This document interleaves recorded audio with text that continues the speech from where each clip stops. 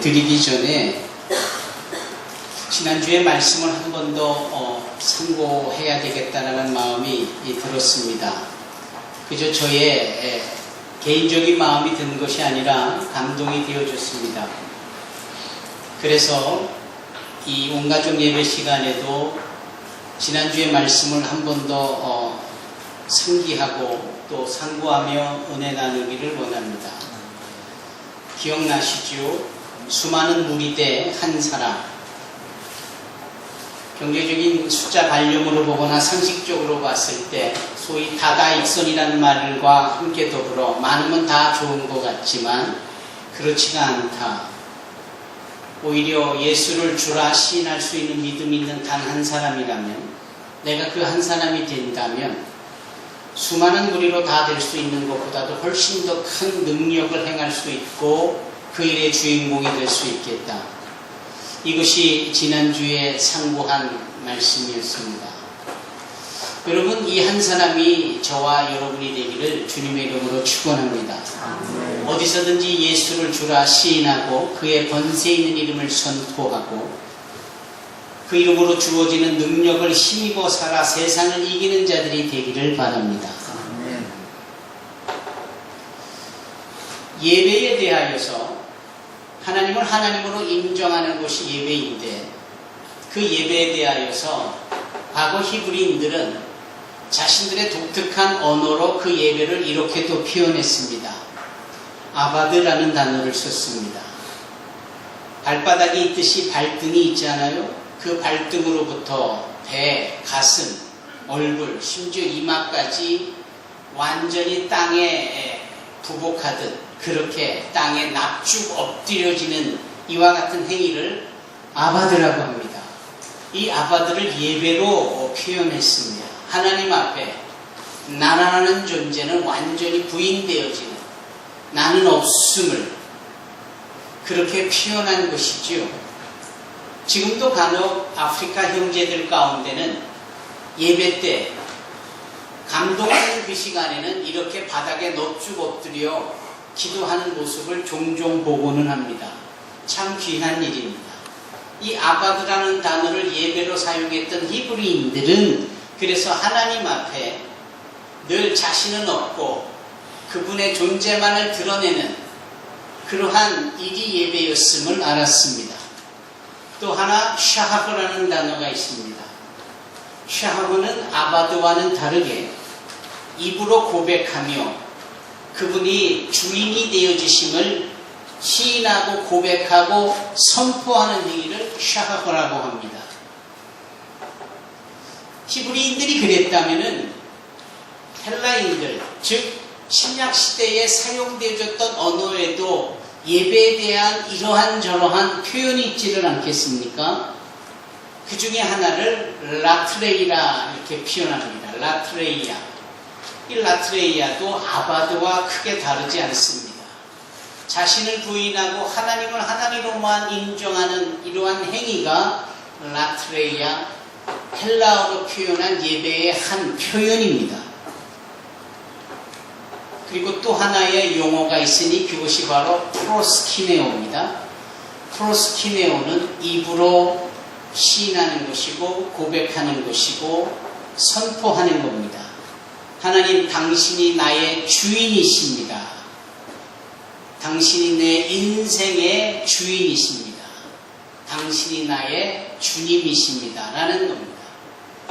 따라서 여기 한 나병 환자가 수많은 무리를 해치고 주님 앞에 나와 소위 절하며 라고 말하는 이 본문의 이 절은 바로 프로스키네오에 해당하는 예수님을 하나님으로 인정하여 자신의 인생의 주인이시라는 사실을 시인하고 고백하고 거기에 모여지는 수많은 무리들 앞에 선포한 것입니다. 예배는 내가 시간이 있고 마음이 편하고 모든 것이 다 두루두루 편할 때 그때 드릴 수 있는 것이 아닙니다. 예배는 오히려 심각한 문제에 직면한 가운데서도 내가 어떠한 힘쓰고 애쓰고 울어도 못하는 상황 가운데 놓여져 있을지라도 주님, 당신은 여전히 내 인생의 주인이십니다 라고 고백하고 시인하며 드리는 것이 곧 프로스키네오 예배요. 바로 이 나병 환자의 고백과 동일한 내용의 예배인 것이요. 그래서 우리는 어떠한 순간에도 예배가 최우선이 되어지는 삶을 살아야 합니다. 그럴 때 수많은 무리를 무색해 할 만한 그러한 능력의 한 사람으로서 우뚝 설 수 있는 것이지요. 이 한 나병 환자의 문제는 이미 그의 신분의 나병 환자, 문둥병자라고 고백했듯이 얼마나 심각한지를 보여주고 있습니다. 저는 의사가 아닙니다. 그러나 의사가 아님에도 불구하고 나병 환자, 한센시병이 얼마나 심각한지 들어서 알고 있는 몇 가지 상식이 있습니다. 아마 그것이 여러분들이 갖고 있는 나병 환자에 대한 정보와도 크게 다르지 않을 겁니다. 일단 신경계의 마비가 오는 것으로부터 시작하여서 그 신경계의 마비의 영향권에서 벗어난 부분부터 살이 썩어 들어가는 것이 문둥병의 시초지요. 썩어 들어가면서 진물, 곧 고름이 흐르기 시작하고 악취가 납니다. 더 심각한 것은 그것을 아프면 오히려 어떠한 식의 대처도 빠를 수 있을 것만 아픔이 없다라는 거예요. 감각이 없다라는 겁니다. 그리고 이 신경의 영향으로 인하여서 손바닥, 손가락, 발가락, 발바닥이 오므려지기 시작을 합니다. 그리고는 썩어 문드러져 가며 조금씩 잘라내야 되는 것이지요. 동시에 이 인후에 문제가 생겨서 목소리가 나오지 않기 시작합니다. 소리를 낼 수 없는 존재가 바로 문둥병자들이라는 거예요. 성경에 등장하는 문둥병자들이 다윗의 자손 예수여 우리를 불쌍히 여겨주소서 라고 외쳤을 때의 그 외침은 우리가 이렇게 큰 소리로 외치는 그 외침은 분명 아니었을 겁니다. 왜냐하면 그들은 문둥병자들이요 소리를 낼 수 없는 자들이었기 때문에 그네들이 소리를 냈다라는 것은 정말 온 힘을 다하여 마지막 사력을 다하여 그 한 소리를 외친 그것이었을 거예요. 그만큼 절절한 거고 처절한 것이지요. 그러기를 5년이 지나고 10년이 지나고 코가 없어지고 귀가 없어지고 잘라져 나가는 손가락, 손목, 팔, 발목 그리고 다리가 다 잘라져 나갈 때 그냥 머리와 몸통만 남는 그래서 언제 죽을지 모르는 아니 이미 죽었다라고 여겨지는 자들이 바로 문둥병자들의 일반적인 특징인 것이죠. 심각하지요. 레위기 13장과 레위기 14장에 이어지는 말씀을 한번 우리가 살펴볼 필요가 있습니다. 레위기는 우리가 잘 아는 바와 같이 우리가 어떻게 광야에서 하나님을 섬겨야 할까라는 것에 대한 구체적인 루틴이 레위기 말씀입니다. 출애굽을 하고 난 직후에 애굽이라는 것은 세상의 죄악 속에 종노릇 하던 것을 예표하는 것이라면 애굽을 떠나 가나안 땅으로 가는 그 가나안은 천국을 예표하는 것이요. 그리고 천국에 도달하기 전 이 광야는 지금 예수를 믿기 시작하여 신앙인으로 살아가면서 겪는 세상 속에서의 삶이 광야에서의 삶인 거예요. 이 광야에서 하나님을 어떻게 예배하고 하나님을 어떻게 섬겨야 하는 것을 조목조목 다루고 있는 책이 레위기입니다. 이 레위기는 그래서 해라 하지 마라 분명하죠. 먹어라 먹지 마라 분명합니다. 이것이냐 저것이냐 분명한 선명한 구별이 있습니다. 그 레위기에 따르면 문둥병에 대한 부분도 언급을 하는데 얼마나 심각하고 실질적으로 사람들에게 유해하고 그 동기가 원인이 발병 원인이 얼마나 끔찍한지 죄로 말미암은 하나님의 저주에 의한 질병임을 말씀합니다. 그러한 문둥병자에게는 심각한 제한이 주어져서 격리되어져야 하고 사람들 앞에 그 모습을 나타내서도 아니 될 것이고 심지어는 그 문둥병자가 서 있는 곳에서 불어오는 바람 반대편에 일반 사람이 서 있어도 안 되고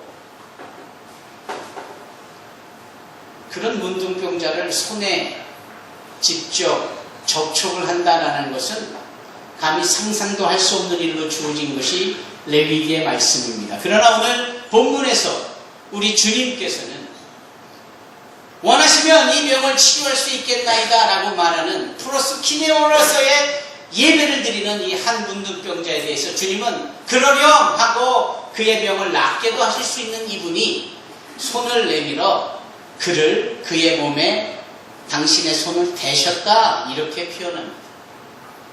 거기에는 분명 우리 주님의 의도가 있을 겁니다. 말씀만 하셔도 될 것을 그렇지 않습니까? 주님께서 의도가 계시기에 손을 내밀어 그 문둥병자의 불결한 육신에 손을 대셨잖아요. 지난 목요일에 전주에 내려가 학생들을 가르칠 때 선교에 대해 말하며 우리 주님이 행하신 선교는 먹는 선교였다 이런 말씀을 드렸어요. 먹는 선교. 좀 뜨아한 표현이지만 많은 신학자들과 선교학자들은 정말 선교에 있어서의 최고봉은 예수께서 하신 먹는 선교다라고 두말하지 않고 말합니다. 왜 그럴까요? 주님의 먹는 선교는 일치감을 나타내기 위함입니다.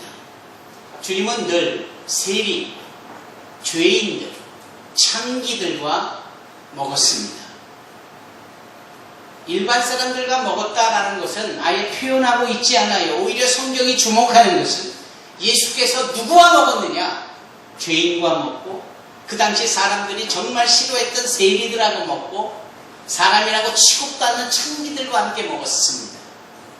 막달라 출신의 마리아와 먹었고 세리장인 삭개오의 집에 들어가 유하며 먹었고 문둥병자 시므온의 집에 들어가서 먹었고 그래서 누가복음 15장에 따르면 왜 그토록 너의 스승은 죄인과 세리와 창기들과 함께 식사하느냐 라며 그것을 불편해하는 사람들의 소리가 기록이 되어 있습니다.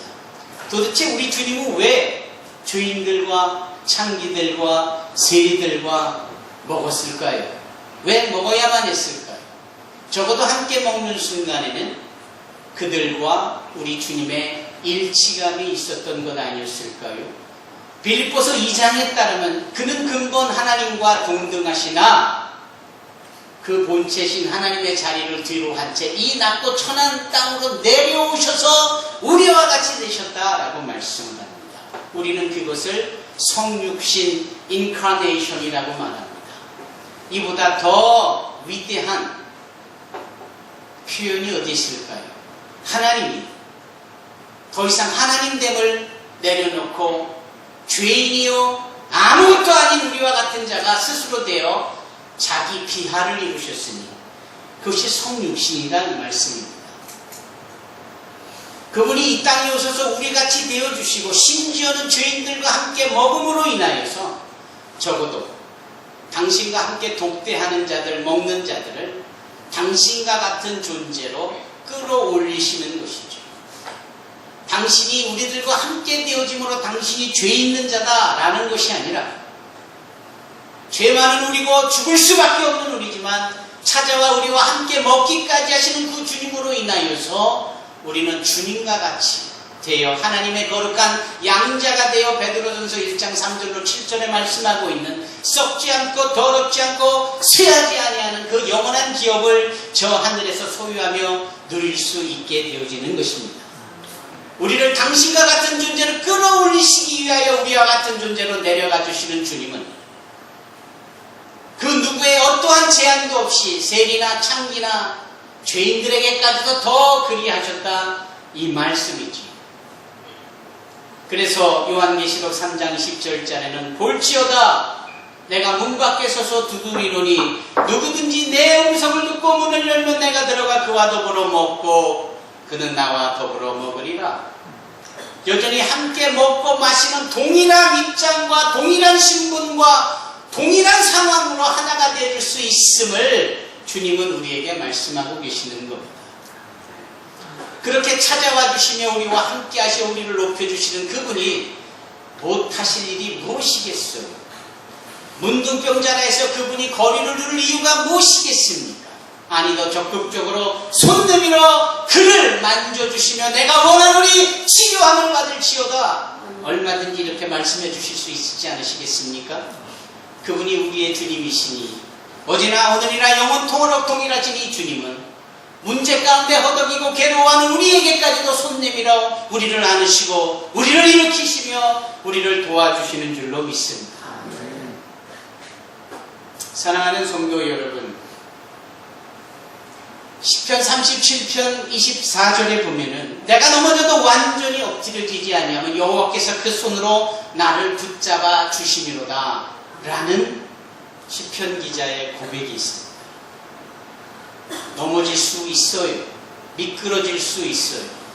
그러나 엎어진다라는 것은 참 심각한 문제입니다. 앞으로 고꾸라져 엎드려지는 것은 어려운 문제입니다. 권투를 봐도 상대방의 펀치에 가격을 받아 뒤로 넘어지면 잠깐 데미지는 받을 수 있어도 로프렉도 붙잡고 서서 이겨낼 수 있고 다시 일어날 수 있음을 봅니다. 그러나 상대방의 펀치를 맞고 앞으로 고꾸라지면 잘 못 일어나더라고요. 그냥 경기가 끝나버리는 경우가 대부분입니다. 좀 더 상징적인 의미가 있다면 엎드려지는 것은 굴복이요 패배의 시인입니다. 시편 기자는 이렇게 말하죠. 내가 넘어져 엎드려진다 할지라도 다시 일어날 수 있다라는 고백은 어디서부터 말미암습니까? 주님께서 그 손으로 나를 붙잡아주고 계시기 때문입니다. 여러분 지금도 주님께서 우리를 붙잡아주고 계시는 줄로 믿습니다. 손 내밀어 주시는 주님, 그 손은 지금도 저와 여러분들을 향하여 뻗쳐 계심을 믿습니다. 베드로와 요한이 제9시 기도 시간에 성전 미문으로 올라가 기도하려는 중에 나면서부터 안진병이 된 자를 만나잖아요. 은과 금은 내게 없지만 내게 있는 것으로 내게 주노니 일어나 걸으라 하고 손 내밀어 그를 붙잡고 이렇게 세웁니다. 다 주님께 배우고 주님께 훈련된 제자의 모습인 거예요. 내가 주님께 그분의 손길에 의하여서 세워지고 회복되어진다면 우리는 다른 사람들, 어려운 사람들, 힘든 사람들에게 내 손 내밀어 그들을 붙잡고 일으키는 일에 또한 시도할 수 있고 참여할 수 있고 그렇게 적용할 수 있는 자들이 되어야 합니다. 사도 베드로와 요한은 나면서부터 안진병이 된 자를 이렇게 세운 일로 인하여서 감옥에 갇히고 다음날 오게 되어지는데 그 짧은 하루 동안에 감옥에 갇혔다라는 소식을 전해들은 다른 제자들은 두려움에 사로잡히죠. 아무 일 없다는 식으로 그곳에 다시 돌아온 베드로와 요한이 그 제자들 앞에서 함께 마음을 모아 하나님 앞에 기도하기를 주여 이제도 저희의 위협함을 하감하옵시고 우리로 거룩한 종 예수의 이름을 담대히 증거하게 하옵시며 손 내밀어 우리의 병을 고쳐주시옵소서 라고 기도합니다. 그 손을 내민다라는 것은 주님의 손 다시 우리에게 내밀어 주셔서 두려워하는 이들을 이렇게 세워달라는 고백이며 손 내밀어 주셔서라는 또 다른 의미는 저희가 어제 손 내밀어 나면서부터 안진병이 된 자를 이렇게 세웠던 것처럼 여전히 우리가 손 내밀 때 당신의 손길이 저들에게 내밀어져서 또 다른 병든 자들을 치료하여 구원시켜 주옵소서라는 말씀입니다. 제가 아는 영어에는 Savior라는 단어가 영어가 아닙니다. 진정한 구원자라는 영어는 Healer라는 단어입니다. 그러니까 병을 고쳐주는 힐러가 구원자라는 Redeemer라는 단어로도 오랫동안 고어로 정통 영국 영어에 그렇게 쓰여져 왔습니다. 저는 그래서 예수님에 대하여 구원자라고 표현하는 때, 특히 영어 예배를 드릴 때 세비어라는 단어를 쓰지 않고 힐러라는 단어를 많이 씁니다. 사랑하는 성도 여러분, 우리의 힐러, 구원자 되시는 주님의 손길은 지금도 우리에게 향하여 뻗쳐 계시고 우리를 안으시고 이렇게 세우셔서 모든 질병을 고쳐주실 뿐만 아니라 우리를 구원의 자리로 인도해 주시는 줄로 믿습니다. 아멘. 여기 이 한 자가 그것을 경험하는 겁니다. 주님은 그렇게 우리를 구원의 자리로 인도해 오시기를 원하시는 분이세요. 주님께서 이 병든 그러나 이제 치료된 자에게 다음과 같은 말씀을 하시죠. 삼가 아무에게도 이르지 말고 다만 가서 제사장에게 네 몸을 보이고 모세가 명한 예물을 드려 그들에게 입증하라 하는 말씀입니다. 마땅히 행하여야 돼 율법이 요구하는 부분입니다. 우리는 너무나 쉽게 예수께서 율법의 완성이 되셨으니 예수님을 믿기만 하면 됐지 율법이 요구하는 것 다시 듣지 않아도 된다라고 쉽게 말을 합니다. 그러나 틀린 고백입니다. 절대 그래서는 안 됩니다. 예수께서 이렇게도 말씀을 하셨어요. 나를 사랑하는 자가 나의 계명을 지키는 자라고. 그 계명이 곧 율법입니다. 주님에게 받은 은사가 크면 클수록 우리는 더더욱 그분의 말씀을 지키고 행하고 말씀 1.1회까지도 소중히 여길 수 있는 자들이 될 수 있어야 합니다. 여기 주님께서는 그 병 고쳐줬으니 너 마음대로 해라, 너 자유롭게 하라가 아니라 이제 은혜를 입었으니 그 받은 은혜에 맞추어 율법이 요구하는 대로 하는 것이 바람직하다, 이 말씀이기도 해요. 그 레위기가 요구하는 말씀, 율법은 무엇이었는가?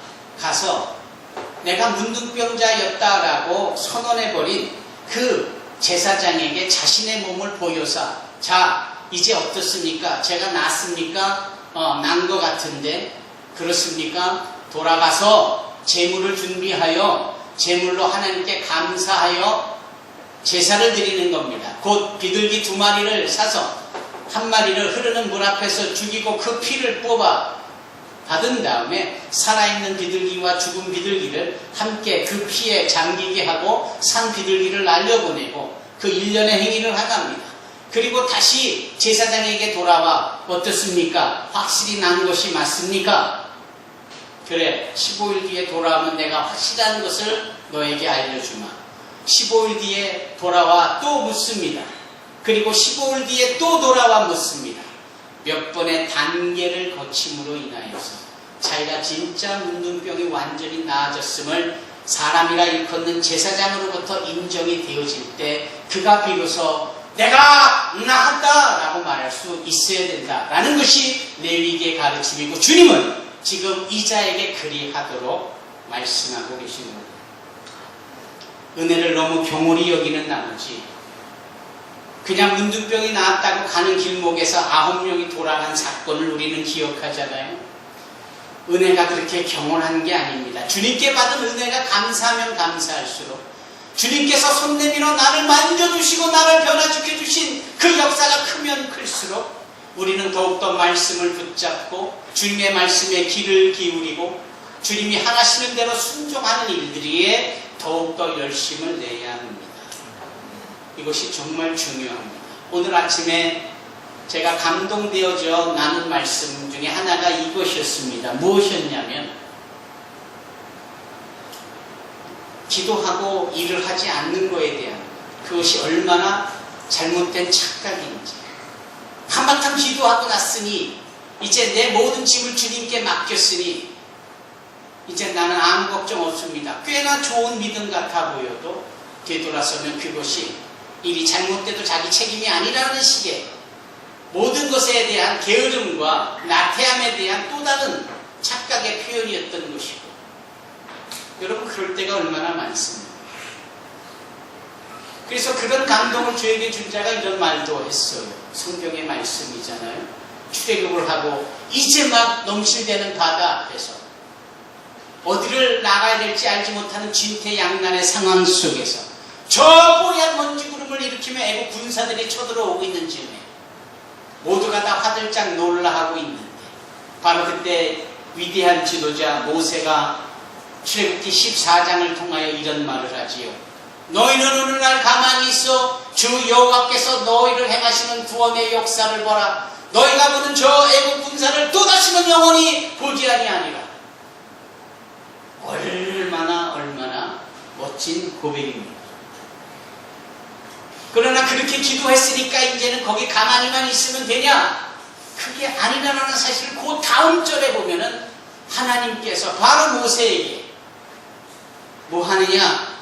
너희 백성들을 저 바다의 길로 인도하라. 너는 지팡이를 앞으로 내들고 저 바다를 갈라지게 하라 라고 하시며 기도하여 가만히 있고자 하는 모세에게 아니다! 기도했으니 네가 마땅히 행해야 될 일을 해라 라는 것이죠. 여러분, 이 사실은 너무나 중요합니다. 기도한 것을 끝나지 않고 기도했으니 합당한 일은 우리가 하도록 하는, 우리는 간혹 이 부분을 너무 착각한 나머지 기도하면 다른 일을 안 해버리고 마는 그런 미련한 신앙생활을 하곤 했습니다. 하지만 주님은 그런 걸 원치 않으십니다. 우리가 해야 될 일은 우리가 하는 겁니다. 그럴 때 하나님께서 우리를 도와주십니다. 일은 우리가 하되 도우심은 하나님으로부터 말미암는 거죠. 우리가 기도했으니 하나님이 일을 다 하는 것, 지금까지 그렇게 알아왔다면 아닙니다. 그분이 일하시기는 하나 그분의 일하심은 우리를 도우심이요, 그 도우심은 우리가 일할 때 도움으로 나타나는 일이죠. 우리는 가만히 있는데 그분이 우리를 도우실 리가 없습니다. 그렇지 않습니까? 여기 한 자가 주님을 만나 예배하며 자신의 심각한 치명적인 문제를 해결함을 받습니다. 거기에 주님께서는 친절하게도 그 자가 해야 될 일을 말씀하고 계세요. 오늘 우리가 이 예배 장소에서 주님의 말씀을 듣고 우리가 은혜와 감동과 도전을 얻습니다. 그리고 이제는 우리는 그 말씀대로 우리의 삶에 적용하고 실천에 옮겨야 합니다. 가서 너도 이와 같이 하라 라는 주님의 말씀대로, 믿음대로, 신앙대로, 기도한 대대로 우리가 해야 될 많은 일들을 온전히 최선을 다하여 감당할 수 있는 저와 여러분이 되기를 바랍니다. 그럴 때 주님께서 도와주시리라 믿습니다. 기도하겠습니다.